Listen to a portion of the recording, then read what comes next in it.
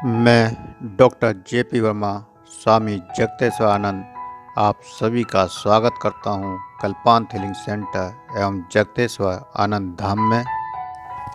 यदि आप 21वीं सदी की चिकित्सा से जुड़कर बिना दवा और इंजेक्शन के स्वस्थ रहना चाहते हैं तो आप हमारे चैनल को सब्सक्राइब करें और बेल बटन को दबाएं, जिससे आपको मेरे द्वारा दिए जाने वाले छोटे और रामबाण कारगर उपाय सबसे पहले जानने को मिलें। साथ ही उपाय पसंद आने पर और लाभ होने पर वीडियो को लाइक करें, कमेंट करें, साथ ही शेयर भी करें, जिससे सभी इन उपायों को अपनाकर स्वास्थ्य लाभ उठा सकें। आरोग्यता के लिए मन शक्ति का प्रयोग। जब मन इतना पावरफुल है तो उसका प्रयोग कैसे करें? हमारा मन जो विचार करता है, बुद्धि उसे प्राप्त करने के उपाय तलाशने लग जाती है। विचारों के एक स्थान पर केंद्रित होते रहने पर उनकी सूक्ष्म चेतना शक्ति घनीभूत होती जाती है, जिससे एक प्रचंड शक्ति का उद्भव होता है। परिणाम स्वरूप विचारों का अनुरूप ही परिस्थितियां बनने लगती हैं। यह स्थिति मात्र शरीर तक ही सीमित नहीं है, अन्य क्षेत्रों में भी, चाहे वह हमारा आर्थिक क्षेत्र हो, सामाजिक क्षेत्र हो या कोई अन्य क्षेत्र, यह सिद्धांत सभी जगह लागू होता है। मन जैसा विचारता है वैसी प्रतिक्रिया वातावरण में होती है। यह स्थिति एक प्रकार से कुएं की प्रतिध्वनि की तरह है कि कुएं में जैसी ध्वनि को ठीक वैसी ही प्रतिध्वनि वापस आ गई, बल्कि ध्वनि से भी तेज प्रतिध्वनि बन गई। मनुष्य जैसा सोचता है उसके आसपास वैसी ही परिस्थितियां बनने लगती हैं। विचार शक्ति अपने समान धर्मी विचारों को अपनी ओर आकर्षित करती है। एक ही प्रकार के विचारों के घनीभूत होने पर विचारों के अनुसार क्रिया प्रारंभ हो जाती है। फलस्वरूप वैसे ही स्थूल परिणाम प्राप्त होने लग जाते हैं। वह चिंता और निराशा में डूबे रहने वाले मनुष्य के सामने ठीक वैसी ही परिस्थितियां आ जाती हैं जैसा कि वो सोचते रहते हैं। व्यक्ति जिस प्रकार के विचारों को आश्रय देता है उसके अनुसार उसका रहन सहन, मुद्रा आदि बन जाते हैं। यदि स्वास्थ्य की कामना करने वाला व्यक्ति इस प्रकार विचार करे कि मेरा रोग साधारण है, मेरा उपचार उपयुक्त पर्याप्त ढंग से हो रहा है, दिन प्रतिदिन मेरा रोग घट रहा है एवं मैं अपने अंदर एक इस प्रति चेतना और आरोग्य की तरंग अनुभव कर रहा हूँ, मेरे आरोग्यता प्राप्ति में सब अधिक समय नहीं लगेगा। जब इस प्रकार के सकारात्मक विचार बार बार किए जाएंगे तो विचारों के अणु घनीभूत होकर संपूर्ण स्वास्थ्य का मार्ग प्रशस्त करने में लग जाएंगे। उसके बाद सकारात्मक भोजन। सकारात्मक भोजन भी हमारे लिए आरोग्य औषधि के समान है। संपूर्ण स्वास्थ्य की प्राप्ति हेतु अपने रोग के प्रति सकारात्मकता तो आवश्यक है ही।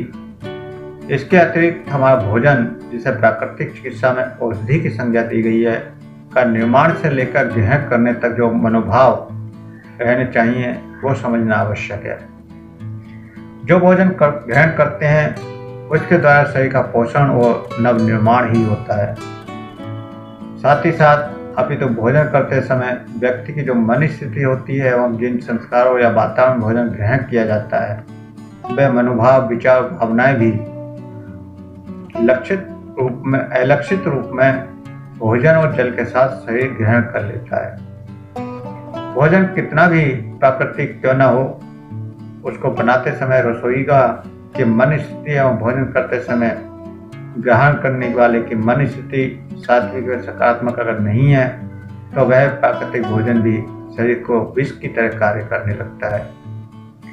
इसलिए संपूर्ण स्वास्थ्य पाने के लिए भोजन के संदर्भ में कुछ बिंदुओं पर ध्यान देना आवश्यक है। भोजन को बनाते समय रसोई की प्रवृत्ति, मन स्थिति एवं शारीरिक स्थिति का अच्छा बुरा प्रभाव भोजन पर पड़ता है। ऐतरफ भूखा, लालची, क्रोधी, हिंसावृत्ति युक्त रसोइया अपने संपर्क से ही भोजन को दूषित कर देता है। एक तो वह खुद अस्वच्छ है और दूसरा उसकी मन स्थिति दोनों मिलकर भोजन को दूषित कर देती हैं। ये भोजन विष के समान हो जाता है। बाजार में भी बिकने वाले भोजन, मिठाइयाँ, नमकीन, दूध आदि असंख्य अतृप्त भूखे व्यक्तियों की लुब्ध दृष्टियां पढ़कर उन्हें दूषित बना देती हैं। अतः वे ऐसे विचार अणुओं से इतना अधिक दूषित हो जाते हैं कि शरीर के लिए अस्वस्थकर हो जाते हैं। अतः संपूर्ण स्वास्थ्य प्राप्त करने के इच्छुक व्यक्तियों को ऐसे खातों से बचना ही हितकर है। इस तथ्य को हमेशा ध्यान रखें कि भोजन बनाने वाले की वृत्ति सात्विक हो, वह रोगी ना हो, भूखा ना हो और प्रेममय भाव से भोजन तैयार करने वाला हो। भोजन ग्रहण करते समय मन स्थिति की आंतरिक स्वच्छता आवश्यक है। अर्थात भोजन के समय जैसा बाह्य स्वच्छता आवश्यक है, उसी प्रकार हमारे विचारों की सात्विकता भी आवश्यक है। जैसे अच्छे बुरे विचार होंगे वैसा ही प्रभाव भोजन पर पड़ेगा। फलस्वरूप भोजन से मिलने वाले पोषण में भी विचारों के अनुरूप अधिकता या न्यूनता आ जाएगी।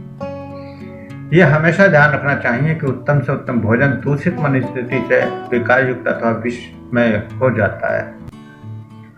चिंता, आवेश, क्रोध, जल्दबाजी, चिड़चिड़ापन आदि उद्योगों की स्थिति में किया गया भोजन विषैला हो जाता है। यदि शरीर को पोषित करने के स्थान पर हानि पहुंचाने लगता है और पाचन क्रिया को विकारमय कर देता है।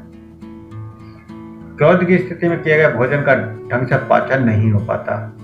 चिंतित मन स्थिति में किया गया भोजन आमाशय में अल्सर जैसा घातक रोग उत्पन्न कर सकता है।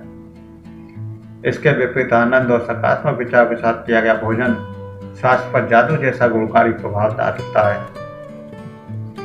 अंतःकरण की शांत सुखद वृत्ति में किए गए भोजन के साथ साथ हम प्रसन्नता, सुख, शांति और उत्साह की स्वस्थ भावनाएं भी ग्रहण करते हैं। फलस्वरूप इसका स्वास्थ्य पर प्रभाव शरीर पर पड़ता है।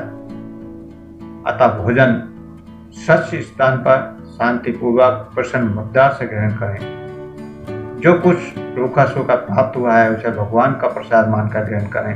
भोजन जब सामने आए तब नेत्र बंद कर ईश्वर का चिंतन करते हुए पुनः स्मरण रखें कि मन में जैसी विचारधाराएं होती हैं शरीर उनका उसी के रूप में अनुरूप प्रभाव पड़ता है।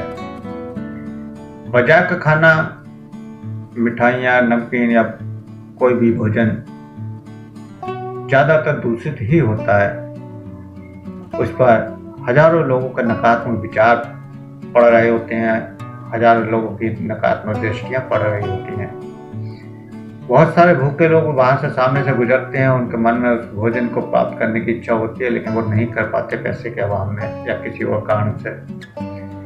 तो वह भोजन जो है वो दूषित हो जाता है, उसके विचारों का प्रभाव उस भोजन में आ जाता है।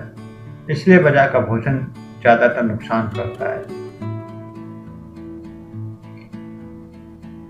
आगे बढ़ते हैं स्मरण शक्ति, मेमोरी पावर।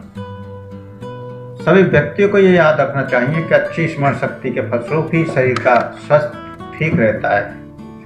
इसलिए स्मरण शक्ति स्वास्थ्य का ठोस आधार होती है।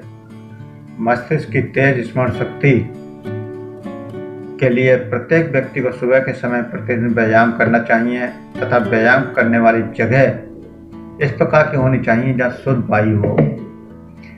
स्मरण शक्ति को तेज करने के लिए जितना अधिक लगन से प्रयत्न किया जाएगा वह उतना ही अच्छा होगा। हम सभी मनुष्यों को ज्ञान की प्राप्ति ज्ञानेंद्रियों के द्वारा होती है और ये ज्ञानेंद्रियां शरीर में होती हैं। इसलिए यह आवश्यक है कि स्मरण शक्ति को तेज करने के लिए ज्ञानेंद्रियों की कार्यशैली को बढ़ाना चाहिए। जिस बात को अपनी स्मरण शक्ति के द्वारा याद रखना चाहते हो उसका संबंध में स्पष्ट और विस्तृत भावना बनानी चाहिए। ये तभी स्मरण शक्ति तेज हो सकती है। यदि आप किसी भी नाम को उच्चारण शक्ति के साथ याद रखना चाहते हैं तो उसके बारे में लिख लें और उसके बाद उपरांत उस नाम और वस्तु का संबंध किसी से जोड़ देना चाहिए। सफलता प्राप्त करने के लिए तथा आनंदमय जीवन जीने के लिए मस्तिष्क की स्मरण शक्ति तेज होना बहुत ही आवश्यक है।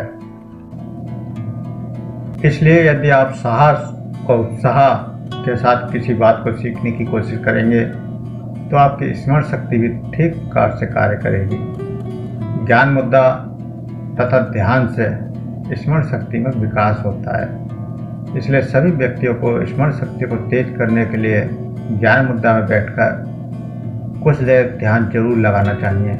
चाहे वो ध्यान की किसी विधि को क्यों न अपनाएं, उससे स्मरण शक्ति तीव्र हो जाती है। स्वस्थ जीवन सफलता की कुंजी है।